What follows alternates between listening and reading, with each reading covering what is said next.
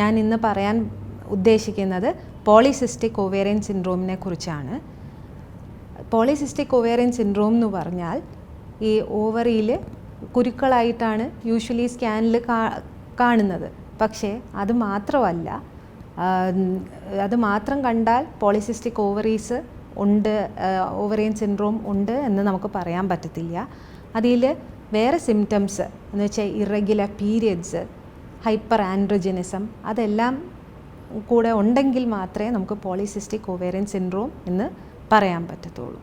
അപ്പോൾ എന്തൊക്കെയാണ് ഇതിലെ സിംറ്റംസ്? ഇറഗുലർ പീരിയഡ്സ് എന്ന് പറഞ്ഞാൽ 35 ദിവസം കഴിഞ്ഞിട്ടും മാസമുറ വരുന്നില്ല, മാസക്കുളി വരുന്നില്ല, അങ്ങനെയാണെങ്കിലാണ് യൂഷ്വലി ഇറഗുലർ പീരിയഡ്സ് എന്ന് പറയുന്നത്. അപ്പോൾ സാധാരണ ചിലപ്പോൾ കുട്ടികൾക്ക് 3 മാസം കഴിഞ്ഞിട്ടും വരുന്നില്ല അങ്ങനെയൊക്കെ പറഞ്ഞ് കൊണ്ടുവരാറുണ്ട്. അപ്പോൾ മാസക്കുളി ആയിട്ട് 2 വർഷം വരെ കുറച്ച് ഇറഗുലറായിട്ട് വരാം. അത് കഴിഞ്ഞിട്ടും പിന്നെയും ഇങ്ങനെ തെറ്റി വരുന്നു, 35 ദിവസത്തിനെക്കാട്ടിയും കൂടുതൽ ഒരു സൈക്കിൾ നിൽക്കുന്നു, അങ്ങനെയൊക്കെ ആണെങ്കിൽ ആണ് ഇറഗുലർ പീരിയഡ്സ് എന്ന് പറയുന്നത്. പിന്നെ അടുത്തതായിട്ട് കാണുന്നതാണ് കൂടുതൽ ഹെയർ ഗ്രോത്ത് എന്ന് വെച്ചാൽ അത് ഫേഷ്യൽ ഹെയർ ആവാം. അപ്പോൾ അതായിരിക്കും കൂടുതൽ കംപ്ലൈൻ്റ് ആയിട്ട് വരുന്നത്. പിന്നെ ഉള്ളത് പൊണ്ണത്തടി, തടി കൂടുന്നു, എന്ത് ചെയ്തിട്ടും അത് കുറയുന്നില്ല. പിന്നെ വരാവുന്നതാണ് ആക്നി എന്ന് വെച്ചാൽ കൂടുതൽ മുഖത്ത് കുരുക്കൾ, അതൊക്കെ കാണാവുന്നതാണ്. പിന്നെ ഉള്ളത് എക്കാൻതോസിസ്. എക്കാൻതോസിസ് എന്ന് പറഞ്ഞാൽ കഴുത്തിന് ചുറ്റും കറുത്ത നിറമായിട്ടാണ് കാണുന്നത്. അപ്പോൾ ഇതിന് കാരണം എന്ന് പറഞ്ഞാൽ ഹൈപ്പർ ഇൻസുലിനീമിയ എന്ന് വെച്ചാൽ ഇൻസുലിൻ റെസിസ്റ്റൻസ് വന്ന് ഹൈപ്പർ ഇൻസുലിനീമിയ അതൊരു കാരണമാണ്. പിന്നെ ഒരു LH ല്യൂട്ടിനൈസിങ് ഹോർമോൺ അത് കൂടുതൽ സെക്രീഷൻ വരുമ്പോഴും ഇതിനൊക്കെ കാരണമാവാം. അപ്പോൾ ഇതിന് പരിഹാരം എന്ന് പറഞ്ഞാൽ ഒന്ന് ലൈഫ് സ്റ്റൈൽ മോഡിഫിക്കേഷനാണ്. എന്ന് വെച്ചാൽ ഈ സിംറ്റംസിൽ ഒബീസിറ്റിയൊക്കെ കാണാം. അപ്പോൾ ലൈഫ് സ്റ്റൈൽ മോഡിഫിക്കേഷൻ വെച്ച് തന്നെയാണ് ഇത് നമുക്ക് പരിഹരിക്കാൻ പറ്റുന്നത്. അപ്പോൾ ആദ്യമേ കുട്ടികളാണെങ്കിൽ എക്സസൈസ്, കുട്ടികളല്ല ആരായാലും എക്സസൈസ് എന്ന് വെച്ചാൽ 5 ദിവസം, ആഴ്ചയിൽ 5 ദിവസം അരമണിക്കൂർ വെച്ചെങ്കിലും എയറോബിക് എക്സസൈസ് ചെയ്യേണ്ടതാണ്. അതിൻ്റെ കൂടെ ഡയറ്റ് എന്ന് വെച്ചാൽ കൂടുതൽ ഫാറ്റനിങ് ആയിട്ടുള്ള ഫുഡ്സ് അവോയ്ഡ് ചെയ്യേണ്ടതാണ്. കൂടുതൽ വെജിറ്റബിൾസ്, ഫ്രൂട്ട്സ് അതൊക്കെ ഇൻക്ലൂഡ് ചെയ്യുക.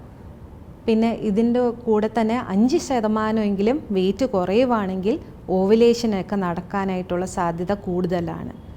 അപ്പോൾ ഈ പോളിസിസ്റ്റിക് ഓവറീസ് എന്ന് പറഞ്ഞാൽ ഏത് പ്രായക്കാർക്കും കാണാമെന്ന് വെച്ചാൽ റീപ്രൊഡക്റ്റീവ് ഏജ് ഗ്രൂപ്പിൽ യൂഷ്വലി അഡോളസൻസിൽ കാണാം, അല്ലെങ്കിൽ ചിലവർക്ക് കല്യാണം കഴിഞ്ഞിട്ട് അടുത്ത പ്രഗ്നൻസി ആവുന്നില്ല, അങ്ങനെ ആയിരിക്കാം ചിലപ്പോൾ.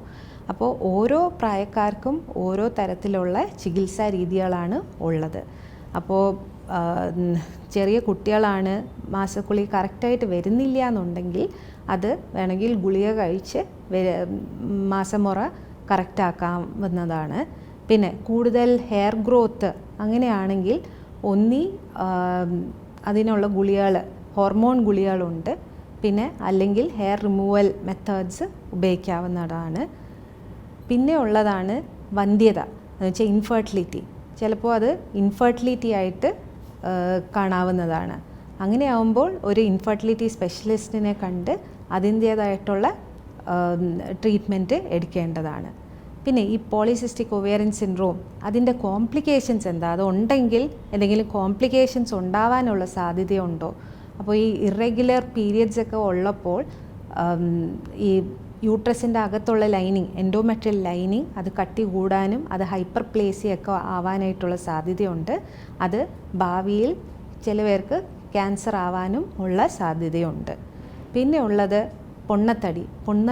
പൊണ്ണത്തടി കൊണ്ട് കൊറോണറി ആർട്ടറി ഡിസീസ്, പിന്നെ metabolic syndrome, hyper tension, pressure, പിന്നെ ഷുഗർ, ഡയബറ്റിസ് മെലിറ്റസ് ഇതെല്ലാം ഉണ്ടാവാനുള്ള സാധ്യതയുണ്ട്.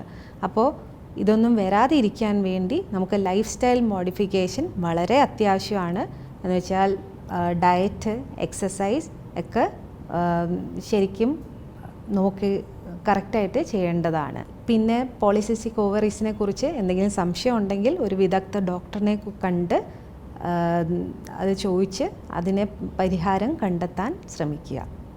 ഇതെല്ലാം പറഞ്ഞുകൊണ്ട് ഞാൻ എൻ്റെ വാക്കുകൾ ചുരുക്കുന്നു. നന്ദി, നമസ്കാരം.